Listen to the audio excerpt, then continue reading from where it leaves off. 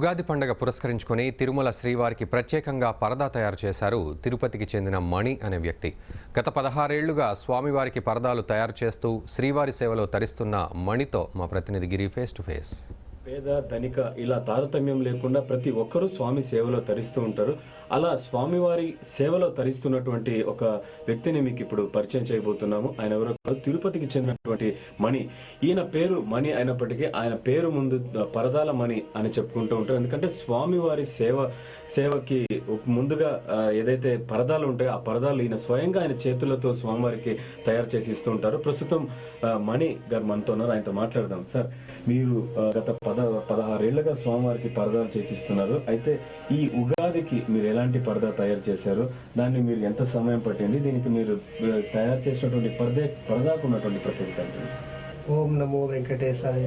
ఆ దేవదేవుడు కలియుగ వైకుంఠవాసుడు ఈ సృష్టిలో మొదట అడుగు పెట్టిన రోజు కాబట్టి, ఉగాది ఆవిర్భావం రోజు కాబట్టి ఉగాది అని నామకరణం చేశారు. ఆ భగవంతుడు పాదాలు నేల మీద పెట్టాడు కాబట్టి ప్రకృతి అంతా పులకించిపోయి పచ్చటి తోరణాలతో నిత్యము పరవశించిపోయింది. అలాగే ఆ దేవదేవుడి దగ్గర ఉన్న పరదలో మామిడి తోరణాలు, మామిడి పిందెలు, కొమ్మ కలశములో మహాలక్ష్మి, స్వామి పాదాలు, స్వామి రూపము, శంకు చక్రాలు, అలాగా స్వామి సృష్టి అంతా పచ్చగా ఉండాలని ఆ భగవంతుడు ఈ నెల మీద అడుగు పెట్టాడు కాబట్టి పరదా మీద అలాంటి మామూలు తోరణాలు చేశాను. అంటే ఈసారి మీరు ఉగాది తయారు చేసినటువంటి పరదాల్లో మీరు వాడినటువంటి ఈ మెటీరియల్స్ కావచ్చు, ఇవన్నీ ఎక్కడ తీసుకొచ్చారు? సహజంగా మీరు ఎక్కడ తీసుకొస్తారు? దీనికి ఎంత సమయం పడుతుందండి? భగవంతుని దగ్గర పరదాలు ఆయన ఈ సృష్టిలో అత్యంత విలువైన దేవుడు.